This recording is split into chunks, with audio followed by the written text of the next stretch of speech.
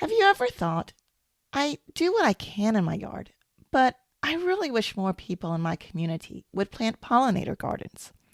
Or, what can I do to get my community involved and to make my community more pollinator friendly?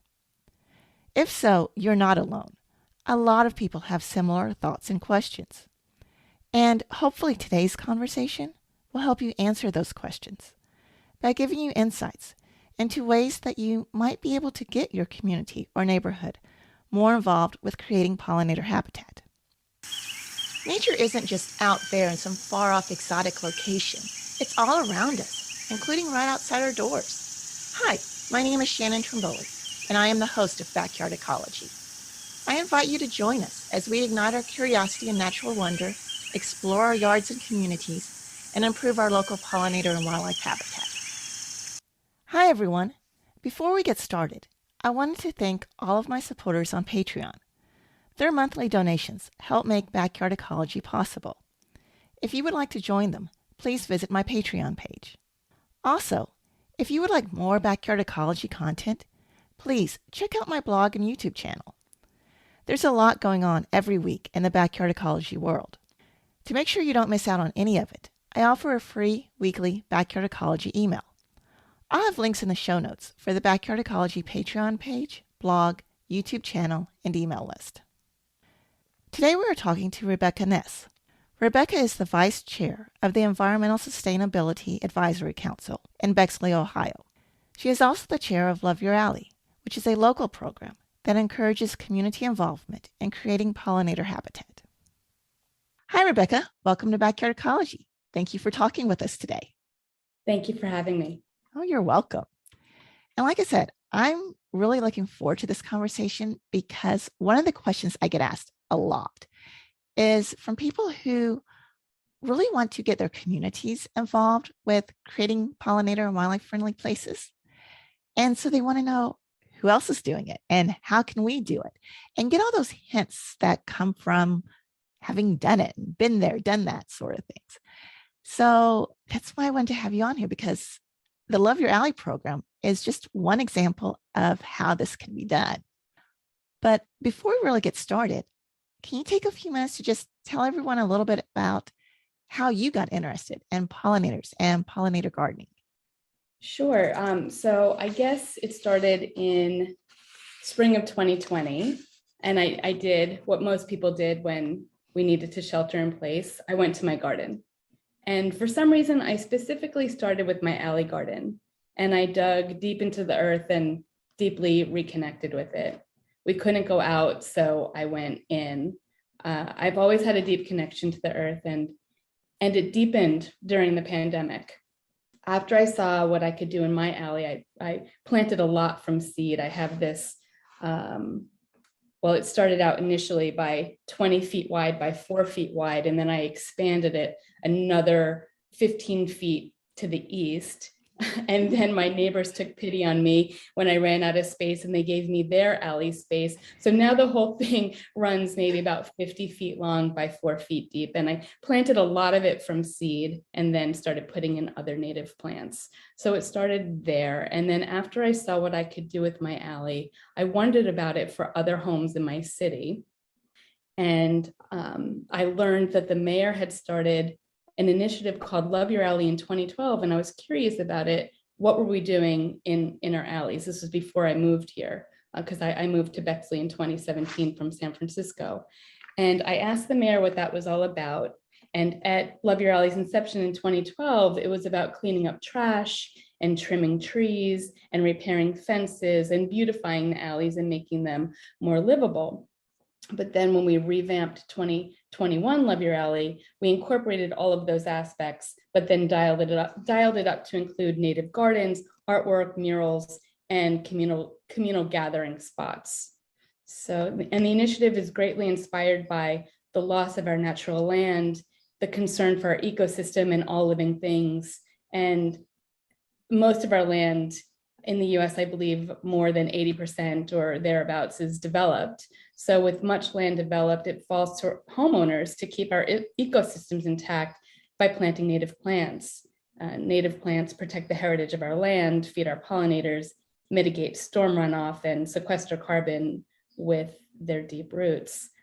So that's some of the places of my inspiration. And that's really great to hear too, is that this developed really from one person, you saying, hey, I want to get more stuff going in my own alley, and really starting it on your own, and then going to the city government and saying, hey, what else is going on?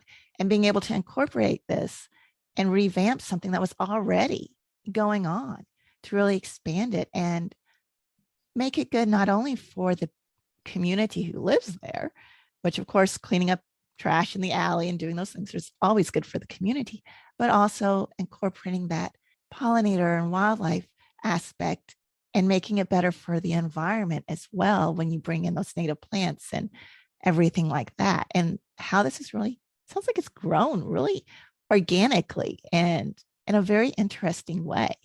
Yeah. Mm-hmm. And we've got listeners from, primarily I focus on the Eastern US, but I know we've got listeners all across the US and Canada. And I know we have at least one listener from Bexley, because that's how I learned about this program and Love Your Alley. Was they contacted me and said, hey, do you know about this great program? I was like, let me learn more, because it sounded really interesting. And as I was just starting to learn a little bit about the program, I'm looking forward to kind of digging in with you and talking about some of these aspects a little bit more today. I realized that a lot of what you're doing are probably things that people can incorporate in their own communities, even if they're not in Bexley, Ohio. But if they're wanting to do something similar, it sounds like this is something that could fairly easily be implemented or adapted to other areas as well. Yeah, I really think that that's true. I think there's very simple, economical ways of emulating what's been done in Bexley, Ohio. It can be done on a small scale, it can be done on a larger scale. Like some economical, smaller ways that I think you could go about it is, maybe it's as simple as partnering with your local library and inviting some speakers or master gardeners to come in and set up some donations for seeds, or organizing a plant swap. Like here, there's an awesome plant swap in Southeast Moore every May, where I typically have some plants to donate and always find new natives that I'm on the hunt for. Or perhaps it's about approaching your temple or church or mosque to see about planting a pollinator garden. Like when you see a wide swath of unuseful grass, making it purposeful and seeing it as an opportunity, as a spot that can be used to support our ecosystem. Right. And there's always those unused spots, or just, I call them unused spots, because they're just big grassy swaths that you never see anybody doing anything on except for mowing. And they're throughout every community out there, whether you're in an urban area or a very rural area or anything in between. And like you said, they can be within the community parks, they can be at religious places, they can be at the different businesses and different like industrial parks and stuff. A lot of times have those areas.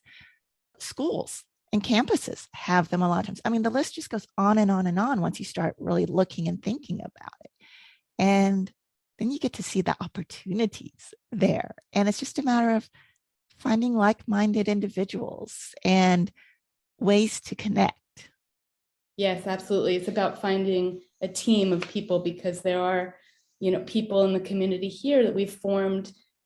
As I said earlier, I work with the Environmental Sustainability Advisory Council. And then when we formed Love Your Alley, we formed a Love Your Alley committee with people like-minded people who are excited about this initiative. And it's a group of us who work together to make this happen. So I'm sure in any community, there are groups of people who would like to work on an initiative just like this.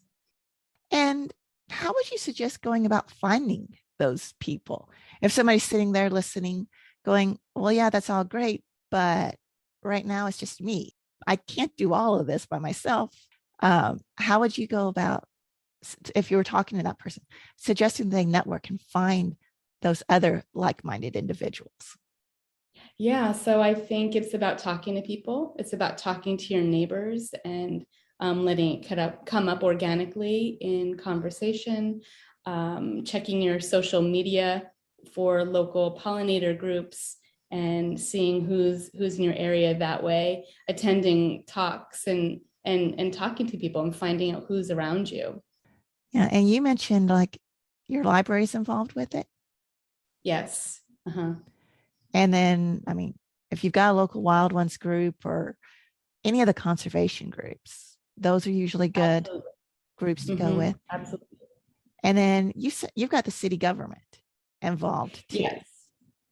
Yes, when I presented the idea of Love Your Alley to the mayor, he loved it. He's sustainability is a priority to him, as is community building. So this initiative marries both of those things, and he was very excited about it. So I raised my hand and I said, I have this idea, and he said, go for it. And then there's a communications. I refer to him as the communications wizard, Sam Metcalf, and he helped build a website and helped get the communications out there, because one of the biggest challenges in this is getting the information out to a 14,000 person city to see who would like to be involved, and getting all the details of this new initiative into people's minds when they're paying attention to so many things already. So how do we get the word out? So we got the go ahead from the mayor. We have the communications guy. And then we also we're very lucky to have the Bexley Community Foundation in Bexley as well. And I asked them for a grant for this initiative, and they generously supported it in 2021 and 2022. Nice. Yes, the financial piece is always helpful. And then also anything that goes with getting the word out, because that's just as critical as the actual doing is getting people involved. Yes, absolutely. Mm-hmm. And then we also had some student partners as well. There are two young women who serve on ESAC. They're students, and they're involved in the sustainability club at Bexley High School, and they've been involved in Love Your Alley as well, and they help get the word out. And one of the aspects of Love Your Alley is having plant installation teams. So we have groups of, let's say, two novice gardeners and an experienced gardener, and we go to a site, someone's house, who either just doesn't have the time because they're just busy with young kids, or they're elderly, or they're injured, or they're just novice gardeners and they need people there helping them. So we show up at someone's site at whatever stage the garden's in, whether it needs weeding, or we need to do something with the soil, or if it's time to install plants, and we'll spend about 2 hours there. So we had a lot of high school students involved with the plant installation team. We went to 25 different sites this year, installing plants at various neighbors' houses. And that was one of the really nice parts of it too. It's challenging to organize people's schedules and getting everyone to the right place at the right time.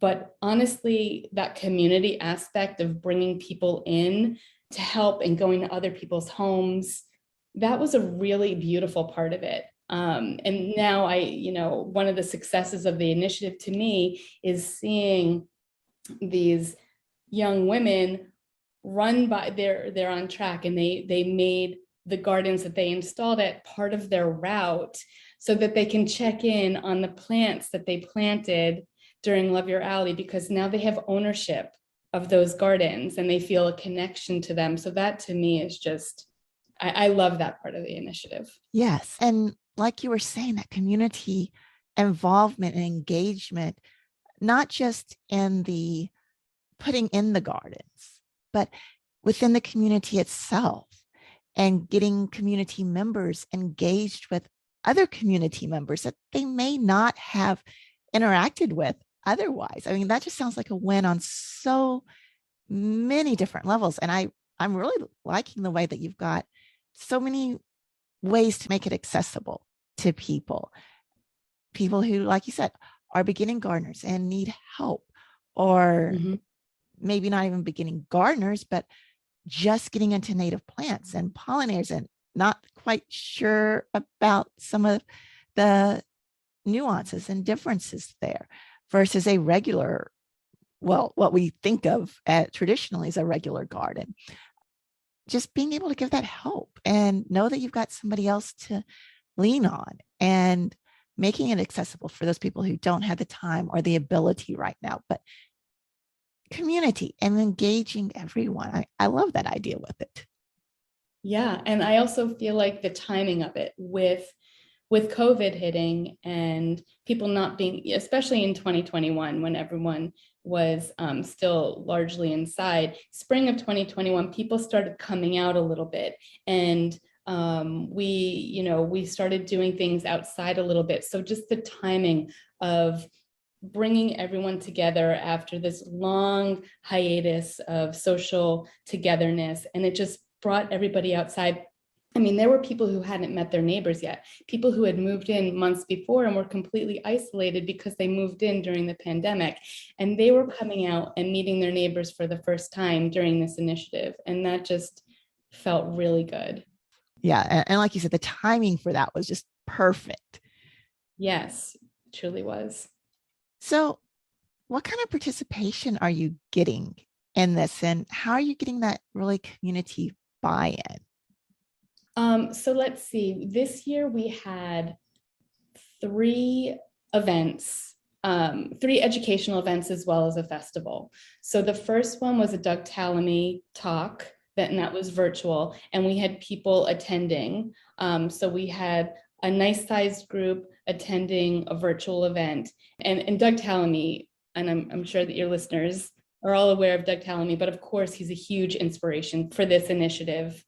And so he was our keynote speaker, and he was the first speaker on that first Sunday in May, because the initiative runs all through May, and he was our first speaker to kick it off, as he's the inspiration for the event. And then our second talk was Deborah Kanapke, the garden sage, and she was talking about design, because we have all these plants now for these small spaces, and she was talking about design for small spaces, which can be tricky. So she touched on that, and that was held at the Bexley Public Library. It was virtual and in person, and we had, I think, about 100 people attending that event. That was a nice size.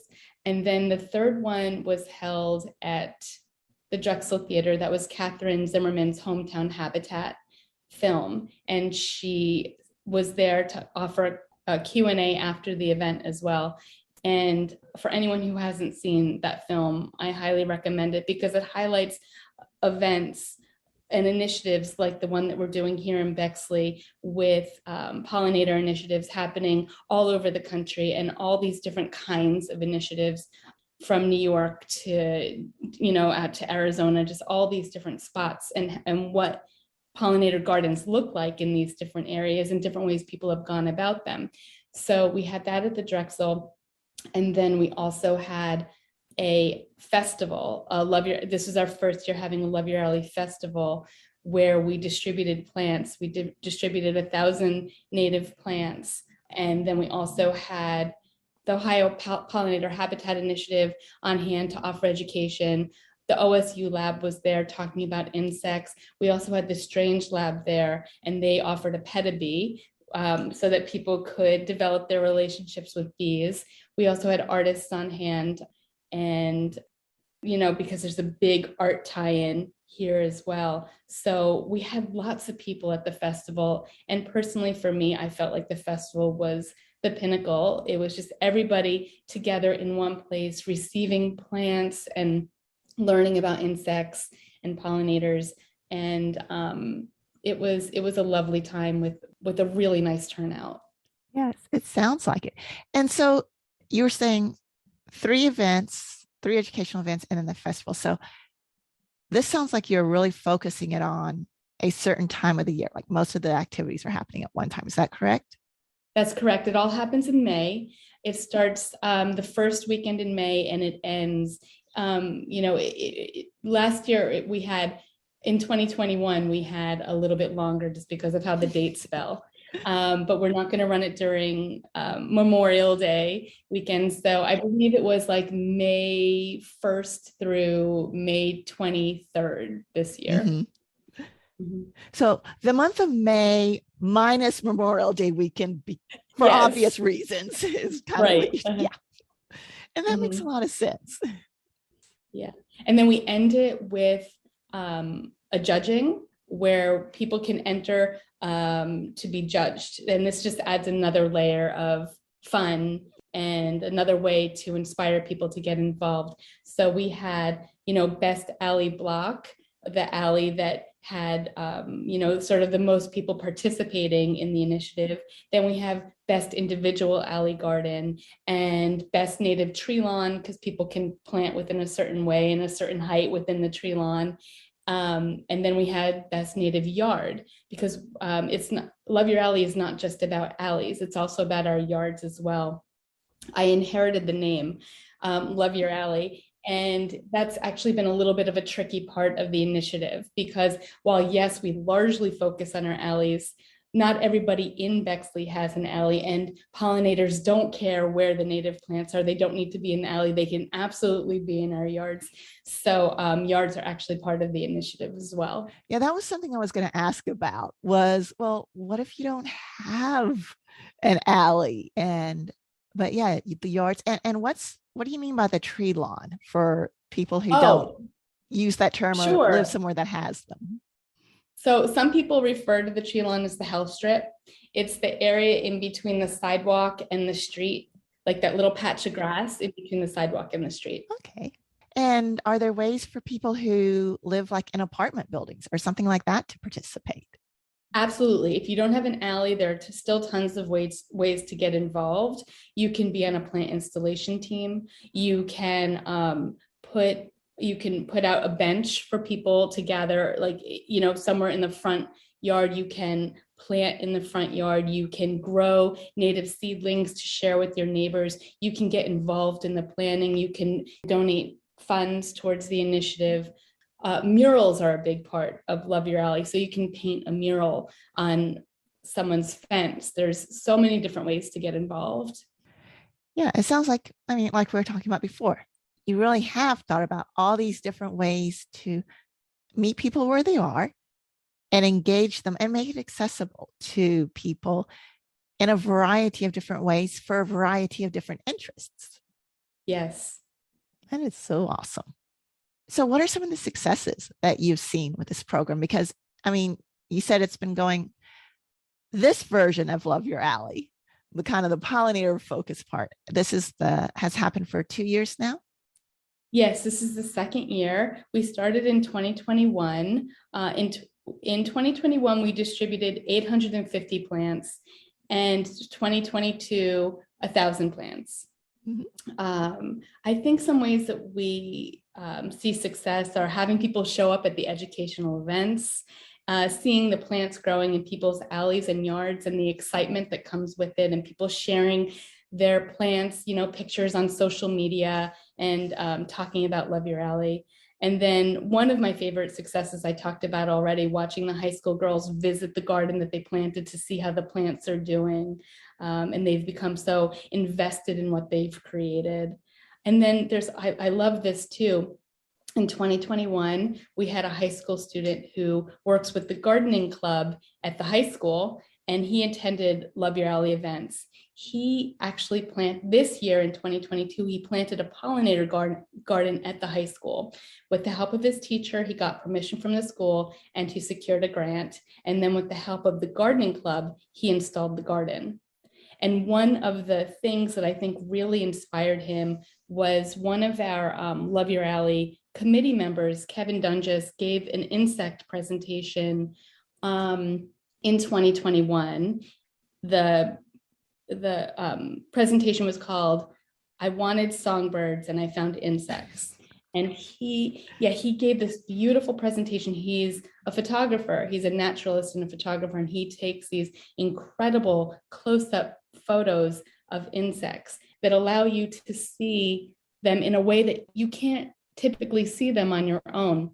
They're fast moving, they're small, but Kevin's presentation gets us up close and personal with them, and it gives us a way to really appreciate something that we couldn't really otherwise, just to see these unique alien-esque insects that are so fascinating and beautiful, just up close and personal, just really makes you connect with them. So this was a talk that really resonated for the high school student who planted the pollinator garden. And I think it was, he's talking about becoming an entomologist now. And, he was really affected by it. And I think just seeing the beauty up close and personal of what's in our garden really affects people. Mm-hmm.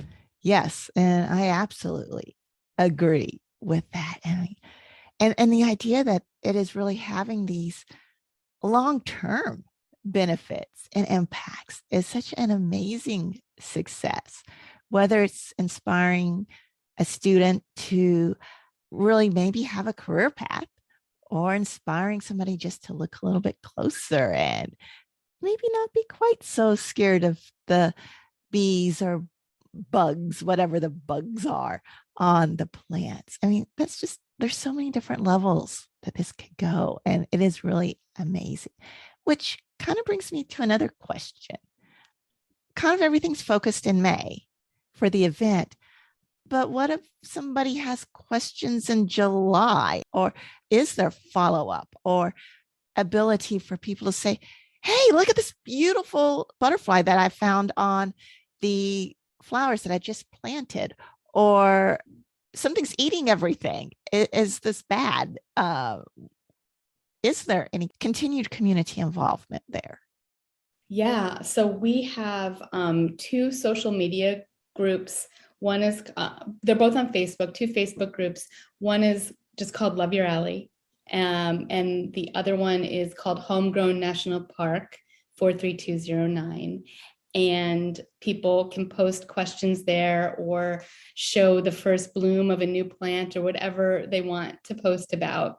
Then we also have a website for Love Your Alley. It's bexley.org/loveyouralley. And there's tons of resources there. There's, lists of most needed plants in Central Ohio and lists of speakers and all sorts of resources that people can tap into at that website. That is awesome. And I can have links in the show notes for all those pages for people who are interested and want to see kind of what's going on, or if you live in that area and want to get more involved with the program. But yeah, that's really awesome. And are you seeing that the gardens are kind of maintained from year to year? I know it's only been 2 years, but are you seeing that they're kind of continuing to be in the program, or is it just kind of everybody gets excited and then it's Yeah, I think it's a real mixed bag there. I think some are really well maintained and are just taking off, and then others get sort of forgotten about. And then some are a mix of some native plants and then some weeds, because a lot of it takes place in the alley, which is already a little bit of a forgotten zone. So people don't pay, full attention to it the way they do to their front lawns. yes. And that makes sense. I mean, you would expect that with anything, really. And it's going to go from year to year. I mean, I know some years my home gardens are much more maintained than others. And then other years life happens and yeah, forget it. Whatever happens out there happens. Right, right.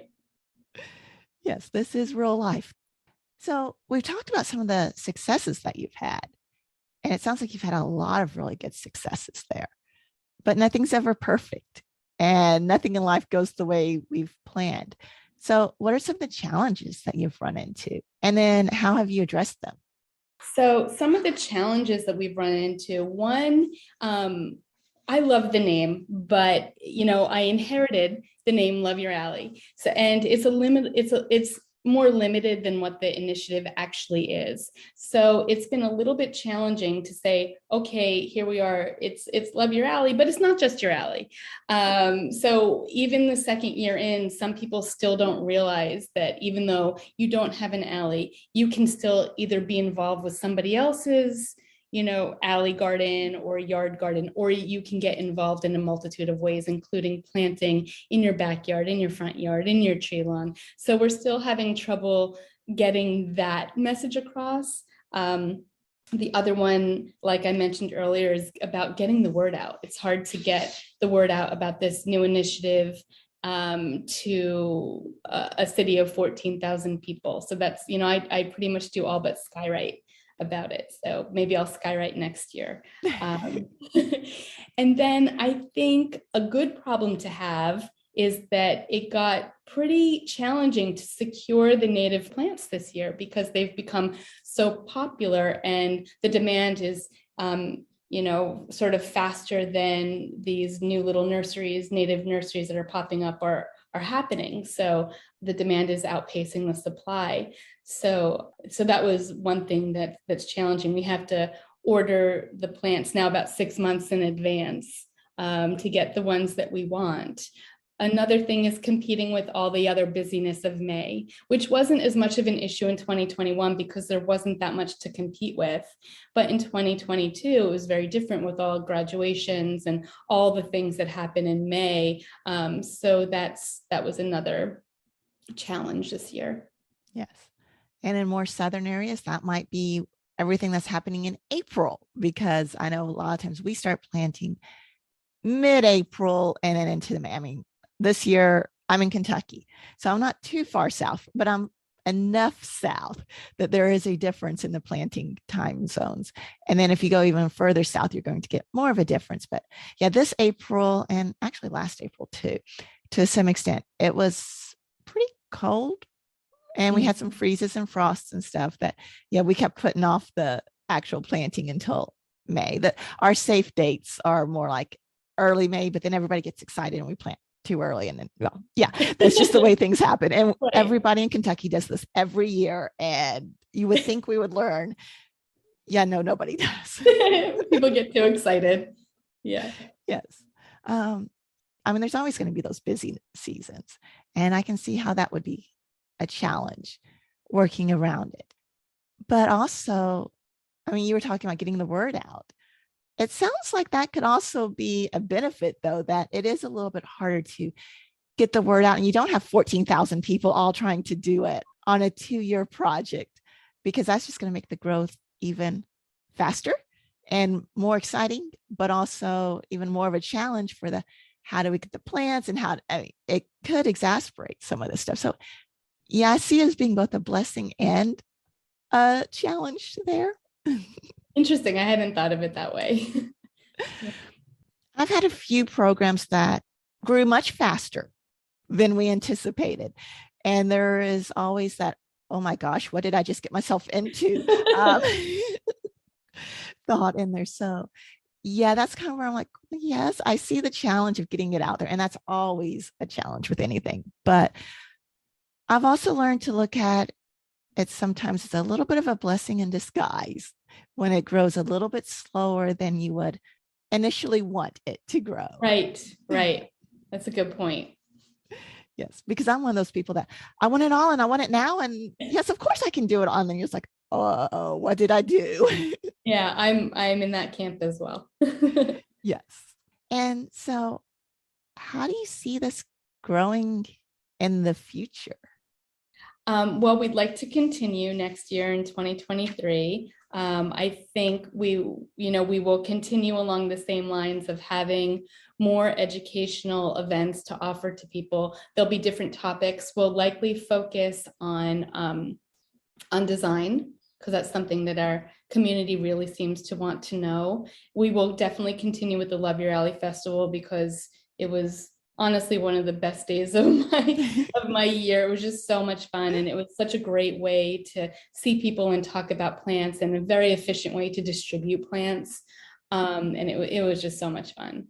So we'll be doing that as well. Yeah, we'll likely continue for several years to come. And our committee has grown and solidified, and we have some really strong committee members now that are committed to the initiative and have some great things to offer. So that's feeling really solid too. That's great. And I mean, you were also talking about, before we start recording, some spin-off programs that have really come out of this as well, right? Yes, there are 2 spin-off programs that have come out of Love Your Alley. One is a mosquito pilot program. So let's see, we're looking now at about June 2021, Love Your Alley had just ended. And, I started seeing all these insects in my yard. And I actually brought some monarch caterpillars inside to raise them. And I went out to my garden to pick some milkweed leaves to put into the enclosure for the monarchs, and they experienced pesticide poisoning, which, for those in the audience who don't know, that means that they're vomiting green liquid.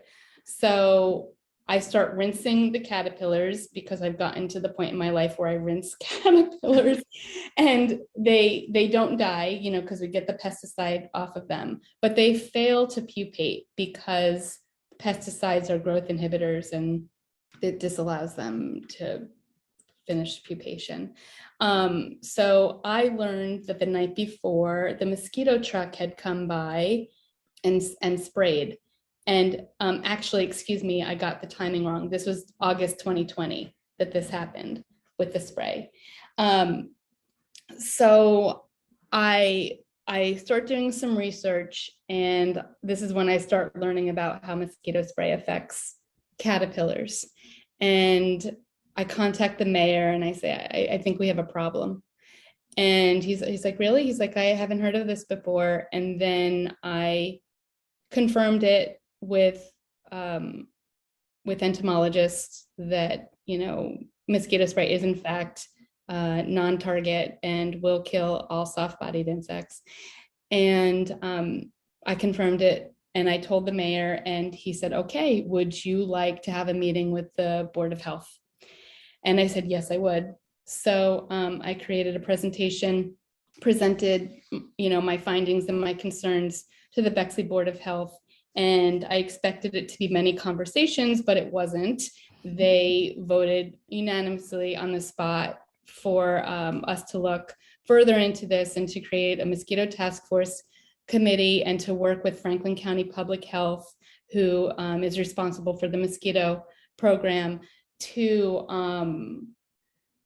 look into this. So we have a mosquito task force that formed in July of 2021 after meeting with the Bexley Board of Health, that consists of the Franklin County Public Health, 2 OSU entomologists, Mary Gardner and Megan Muty, a virologist, a pediatric endocrinologist, myself, and a couple people from Green Bexley, which is another name for Environmental Sustainability Advisory Council.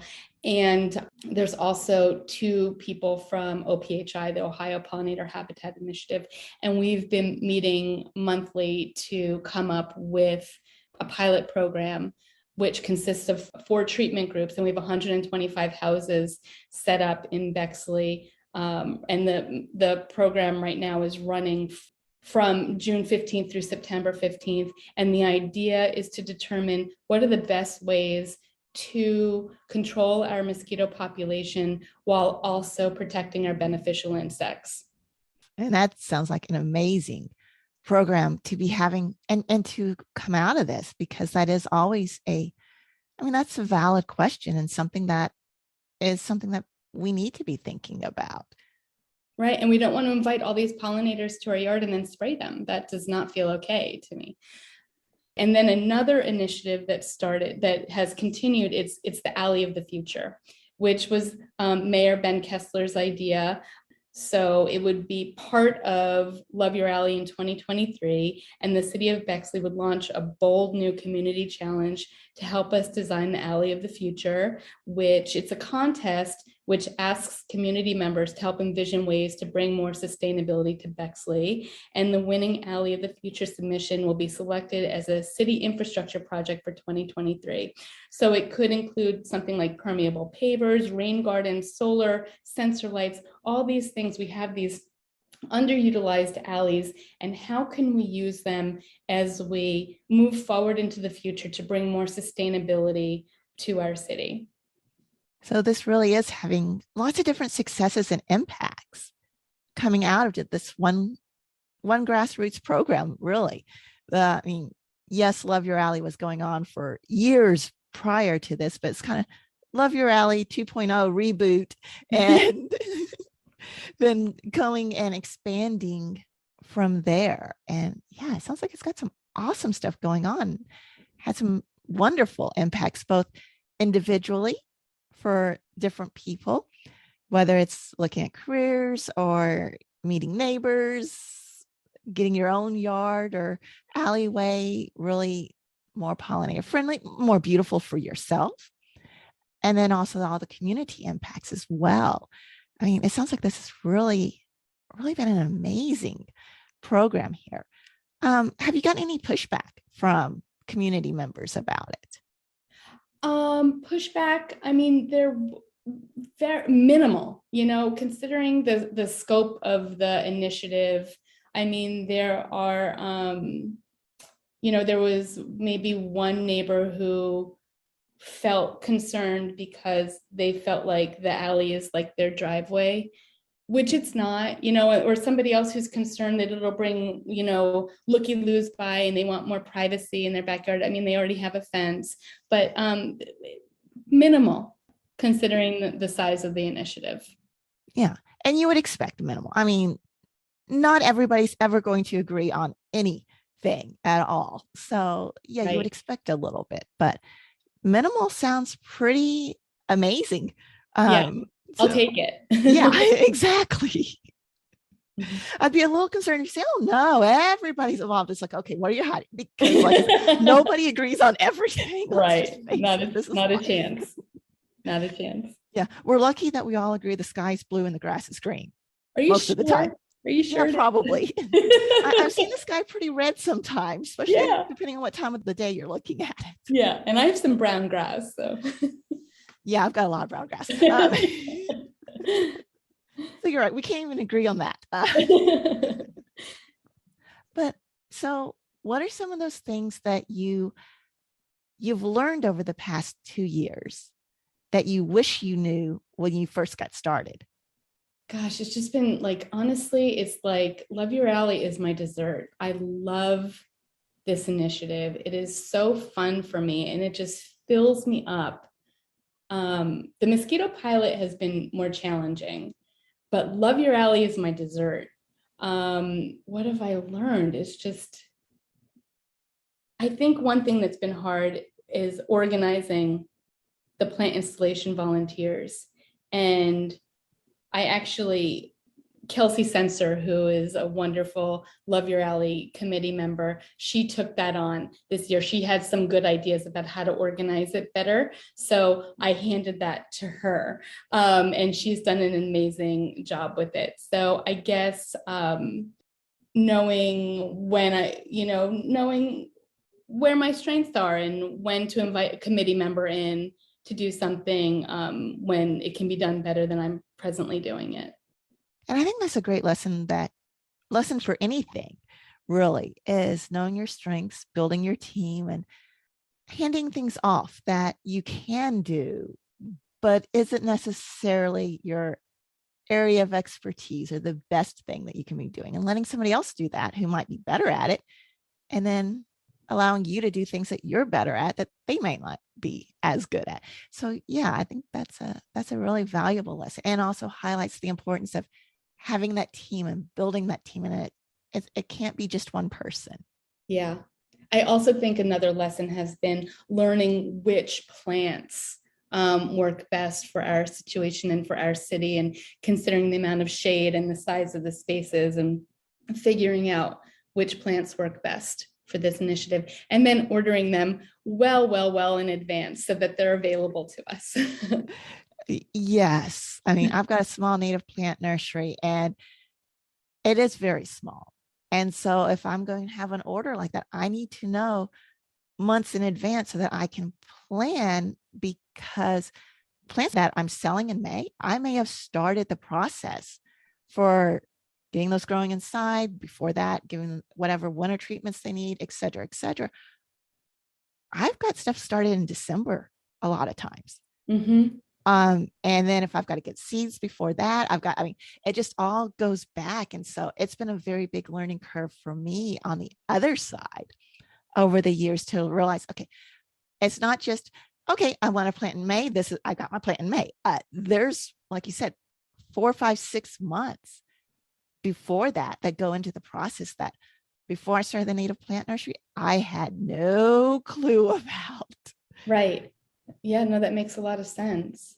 I also think probably the most important thing I learned this year was that there were people who wanted to be involved. They wanted to get their whole block involved, but they weren't sure how to go about it or what it could look like.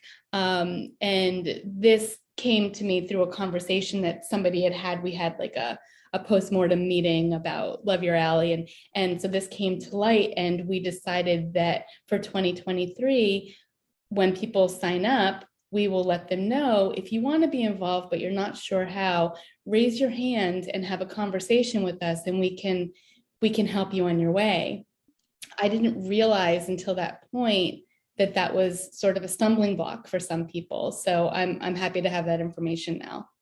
Yeah, that can be very valuable and goes back to, like you said before, all those different ways to give people a chance to get involved. And sometimes choices can be overwhelming. So it's like, okay, if I have to make a choice, the easy choice is not to make a choice if I don't know what I'm doing. So then you give the options, just say, I don't know what I'm doing, but I want to do something. And being able to help and encourage, I like that idea. I think that's very important and valuable. Yes, yeah.